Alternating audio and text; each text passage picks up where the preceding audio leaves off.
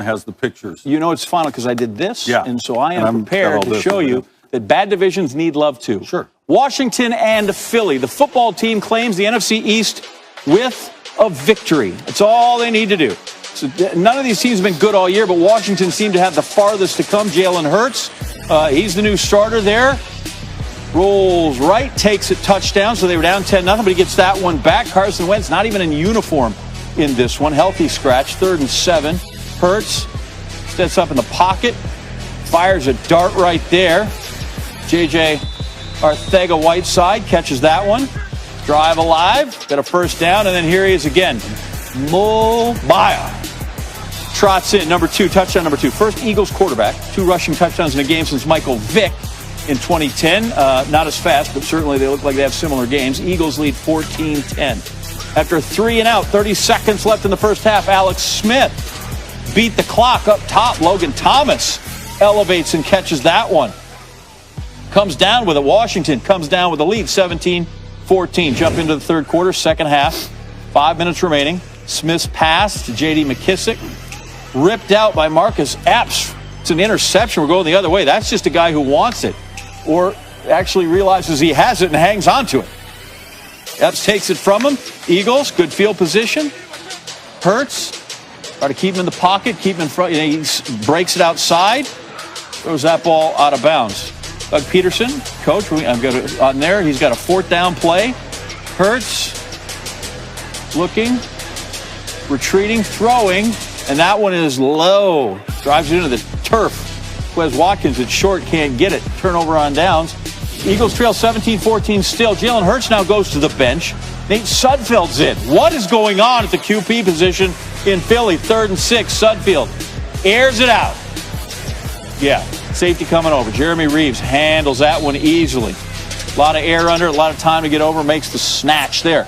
After that interception, 2nd and 5. Eagles got another chance, and this time the ball's on the turf. Montez Sweat, pokes it loose. There's Chase Young again. Young is strong. Jason Kelsey's snap is low. Sudfeld doesn't really have it. Sweat can't get it, but that's all right because there's our boy, Chase Young. That guy is just, as a rookie, is a menace.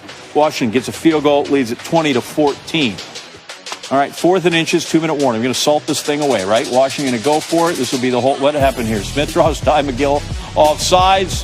First down, Washington. There was some collateral falling over, but here we go. 3rd down and 5. $1:49 to go. I mean, come on, run this out. SportsCenter's going to. Everybody's going to turn over to watch SportsCenter. We need you to finish up. Antonio Gibson, nothing. So football team here now elects to punt. So the Eagles get it back. Got a chance. Touchdown ties it. PAT wins it. Well, there's the end of that because this time Wes Watkins is short. First down marker, and time runs out, and Washington wins the ball game. Washington wins the NFC East. Remarkable.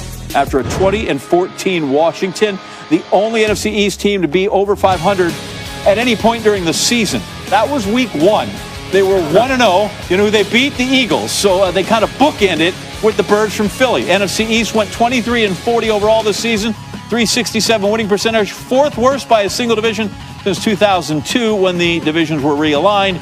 It's the worst since the NFC South went 22-41-1. East 11-28-1 against teams outside their division because you got to beat each other up at least a little bit in there. AFC South only had the division this year with a losing record outside the division. Tim Hasselbeck joining us now. And again, the warning, we will dump out of you for somebody more interesting if someone comes to the podium, as we always like to state. You would need a book or a Ken Burns documentary to chronicle everything that's gone on with this Washington football team. Remarkable, making the playoffs this way on the final night of the season. Let's start with the quarterback, whose story alone is remarkable. What did you think of his play tonight and what the whole season means for Alex Smith?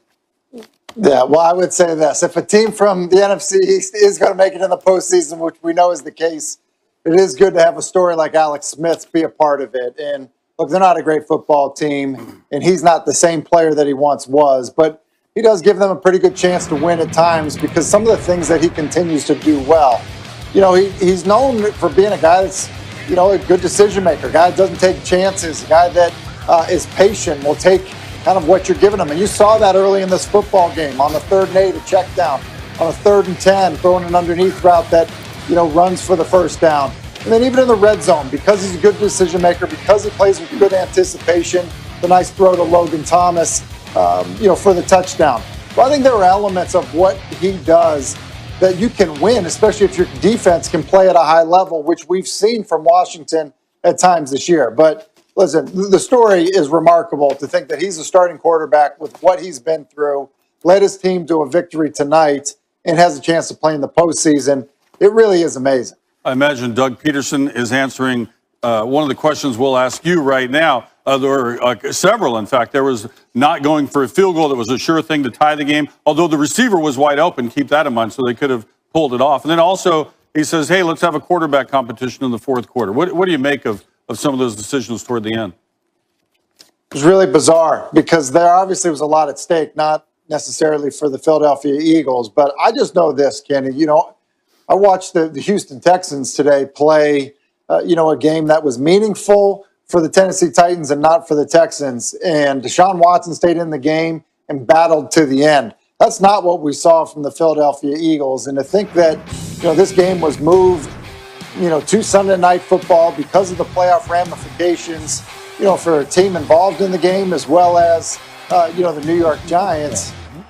It just was weird to see it play out this way. As you mentioned, the decision not to kick the field goal and tie the game, and then to just not have Carson Wentz active, and then to put Nate Sudfeld in the game, and he throws an interception, on his first series out there. So, look, it had the feeling that Philadelphia did not want to win the football game or was not playing to win the football game. There's obviously reasons for that. I can't imagine that always sits great in the locker room. It had a really weird feeling for me watching it. I'm sure playing, for Philadelphia had to feel even, stranger for those guys. Or maybe they just wanted a fourth quarter look at Sudfeld tonight.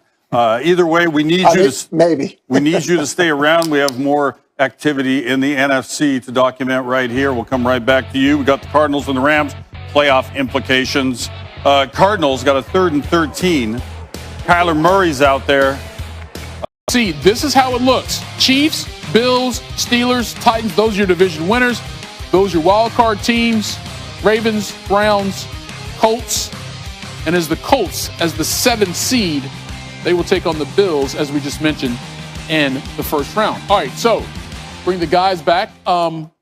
We talked about the NFC, and everyone likes where the Packers are right now. And the Chiefs, quite frankly, have looked like the best team all season long. That's why they're number 1 seed in the AFC. That was already locked up before they got here. But, Tim, this Bill squad right now, I'm not sure anybody wants to see them at any point in the playoffs. You got that right. Listen, this was like, hey, we're going to play you for a little bit in this game. Maybe not the whole thing. We'll see how it goes.